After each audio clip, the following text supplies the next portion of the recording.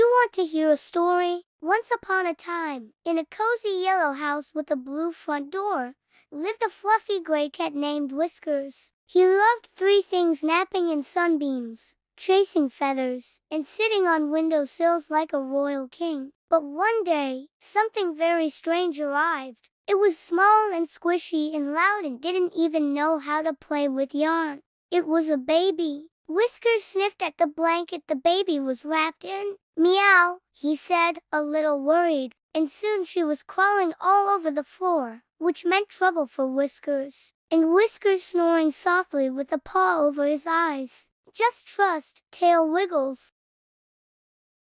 and tiny snores. The end. Soon, it was springtime and the baby wanted to go outside. She gurgled and pointed at the birds flying past. "Want to go see birdies?" Whiskers asked. She nodded excitedly. So Dad put her in a little stroller and they all went to the park.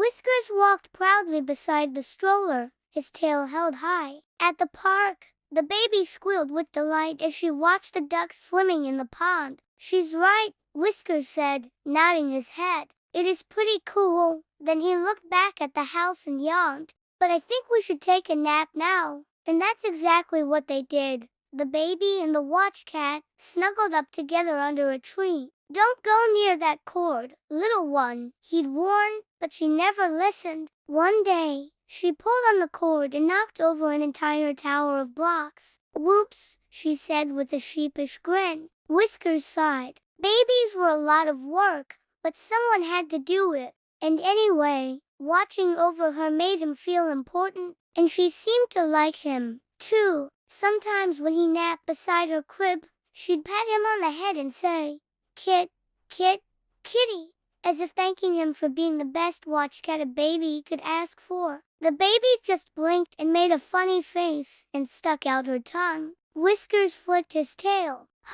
Suspicious. That night, the baby began to cry. "Wah, ah." Whiskers jumped up, wide-eyed. He sprinted down the hall, his paws thumping like little drums. And every afternoon, he chased away the sunbeams that made her squint her eyes. At night, he curled up beside her crib and watched over her while she slept. Whenever the baby cried, he called for help by rubbing against Mom and Daddy's legs until they picked her up and soothed her. And whenever the baby was happy, Whiskers purred along with her. He even let her crawl all over him like a little furry jungle gym. After all, he was the best cat in the whole wide world, and taking care of this little human was his job. He leapt onto the parents' bed and meowed loudly. "Meow, meow, something's wrong with the tiny human." Mom and Dad rushed to the nursery. Whiskers followed and hopped into his spot beside the crib. He sat tall and proud,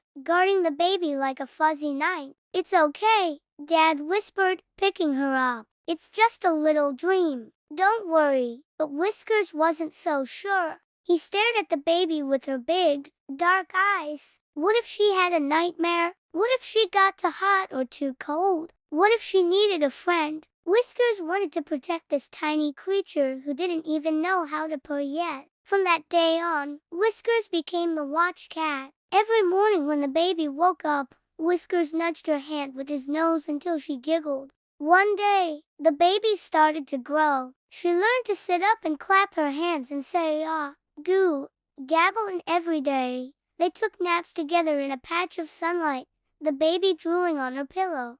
Because sometimes, a cat and a baby don't need words.